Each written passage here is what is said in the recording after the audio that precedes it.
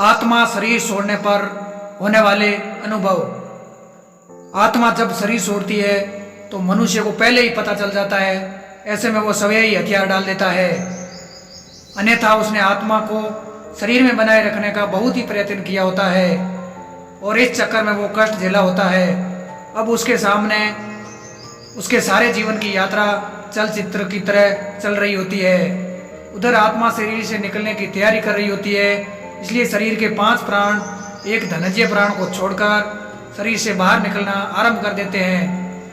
ये प्राण आत्मा से पहले बाहर निकलकर आत्मा के लिए सूक्ष्म शरीर का निर्माण करते हैं, जो कि शरीर को छोड़ने के बाद आत्मा का वाहन होता है। धनंजय प्राण पर सवार होकर आत्मा शरीर से निकलकर इसी सूक्ष्म शरीर में प्रवेश कर जाती है। बहरहाल अभी आत्मा शरीर में ही होती है और दूसरे प्राण धीरे धीरे शरीर से बाहर निकल रहे होते हैं कि व्यक्ति को पता चल जाता है। उसे बेचैनी होने लगती है, घबराहट होने लगती है, सारा शरीर फटने लगता है, खून की गति धीमी होने लगती है, सांस उखड़ने लगती है, बाहर के द्वार बंद होने लगते हैं, अर्थात अब चेतना लुप्त होने लगती है और मूर्छा आने लगती है। चेतना ही आत्मा को होने का संकेत है और जब आत्मा में शरीर छोड़ने को तैयारी है तो चेतना को तो जाना ही है और वो मूर्छित होने लगता है।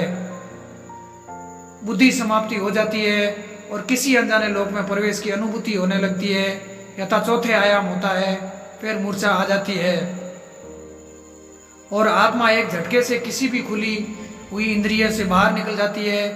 इसी समय चेहरा विकृत हो जाता है। यही आत्मा को शरीर छोड़ देने का मुख्य चिन्ह होता है।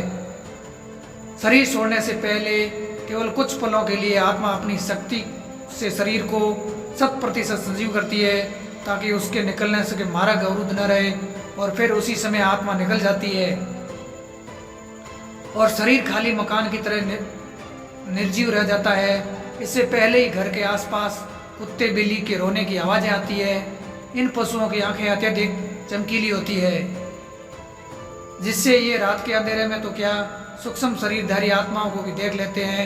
जब किसी व्यक्ति की आत्मा शरीर छोड़ने की तैयारी में होती है तो उसने अपने सगे संबंधी जो मर्त आत्माओं के रूप में होते हैं उसे लेने आते हैं और व्यक्ति उन्हें यमदूत समझता है और कुत्ते बिल्ली उन्हें साधारण जीवित मनुष्य ही समझते हैं और अनजान होने की वजह से उन्हें देखकर रोते हैं और कभी कभी भोंकते भी हैं। शरीर के 5 प्रकार के प्राण बाहर निकलकर उसी तरह सूक्ष्म शरीर का निर्माण करते हैं, जैसे गर्भ में स्थल शरीर का निर्माण क्रम से होता है। सूक्ष्म शरीर निर्माण होते ही आत्मा अपने मूल वाक धनंजय प्राण के द्वारा बड़े वेग से निकलकर सूक्ष्म शरीर में प्रवेश कर जाती है। आत्मा शरीर के जिस अंग से निकलती है उसे खोलती है, तोड़ती हुई निकलती है। जो लोग भयंकर पापी होते हैं उनकी आत्मा मूत्र या मल मार्ग से निकलती है।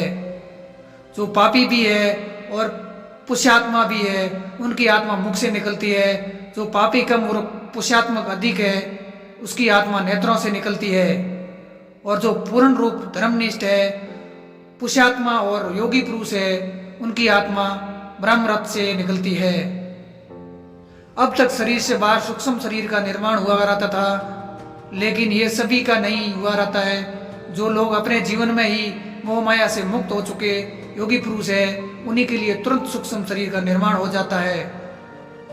अन्यथा जो लोग मोह माया में ग्रस्त है परंतु बुद्धिहीन है, ज्ञान विज्ञान से अथवा पंडित्य से युक्त है, ऐसे लोगों के लिए 10 दिनों में सूक्ष्म शरीर का निर्माण हो पाता है।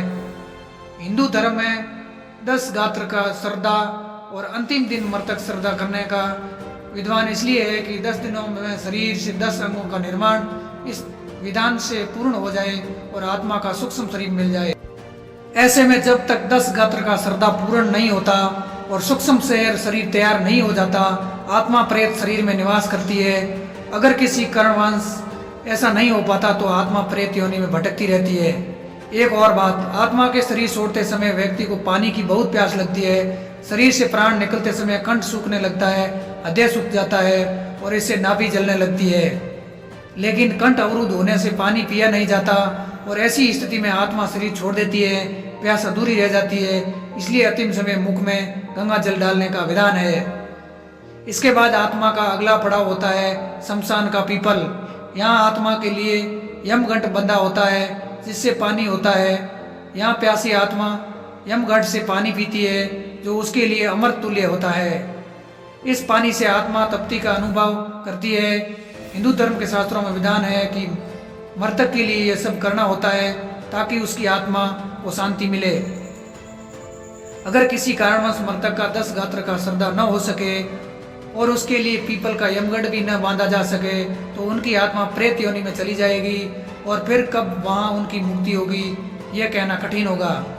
हाँ, कुछ उपाय अवश्य है। पहला यह है कि किसी को देह वासना होने के समय से लेकर 13 दिन तक निरंतर भगवान के नामों का उच्च स्वर में जप अथवा कीर्तन किया जाए और जो संस्कार बताए गए हैं उनका पालन करने से मृतक भूत प्रेत की योनि से नरक आदि में जाने से बच जाएगा। लेकिन यह करेगा कौन? यह संस्कारित परिजन संतान नातेदार ही कर सकते हैं। अन्यथा आजकल अनेक लोग केवल औपचारिकता निभाकर केवल दिखावा ही अधिक करते हैं। दूसरा उपाय कि मरने वाला व्यक्ति स्वयं भजनानंदी हो, भगवान का भक्त हो और अंतिम समय तक यथासंभव हरि स्मरण में रत रहा हो।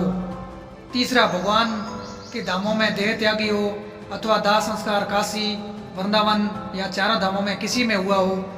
सवे विचार करना चाहिए कि हमें दूसरों के भरोसे रहें या अपना हित सवे सिद्ध साधें। जीवन बहुत अनमोल है, इसको व्यर्थ मत गंवाएं। एक एक पल को सार्थक करें, हरि नाम का नित्य आश्रय लें, मन के दायरे के बाहर निकलकर संचेत होकर जीवन को जिए, न कि मन के अधीन होकर। यह मानव शरीर बार बार नहीं मिलता। जीवन का एक ही पल जो जीवन का गुजर रहा है वो फिर वापस नहीं मिलेगा। इसमें जितना अधिक हो भगवान का स्मरण या जप करते रहें। हर पल जो भी कर्म करो बहुत श्रद्धा से करो, क्योंकि कर्म परछाई की तरह है, मनुष्य के साथ रहते हैं। इसलिए सदा कर्मों की शीतल छाया में रहे। वैसे भी कर्मों की ध्वनि शब्दों से अधिक ऊंची होती है। अतः सदा कर्म सोच विचार कर करें। जिस प्रकार धनुष में तीर छूट जाने के बाद वापस नहीं आता, इसी प्रकार जो कर्म आपसे हो गया वो वापिस पल कर्म वापस नहीं होता, चाहे अच्छा हो या बुरा। इसलिए इससे पहले ही आत्मा इस शरीर को छोड़ जाए, शरीर में रहते हुए आत्मा को यानी सवे को जान ले और जितना अधिक हो सके मन से, वचन से, कर्म से भगवान श्री राम श्री कृष्ण ध्यान चिंतन जप कीर्तन करते रहें। निरंतर स्मरण से हम यम पास से तो बचेंगे, साथ ही हमें भगवान धाम की प्राप्त हो सकेगा, जो भी जीवन का वास्तविक लक्ष्य है। धन्यवाद दोस्तों, आशा करता हूँ कि ये वीडियो आपको अच्छी लगी होगी। अगर वीडियो अच्छी लगी वीडियो को लाइक करें, शेयर करें, कमेंट करें और सब्सक्राइब करें। धन्यवाद।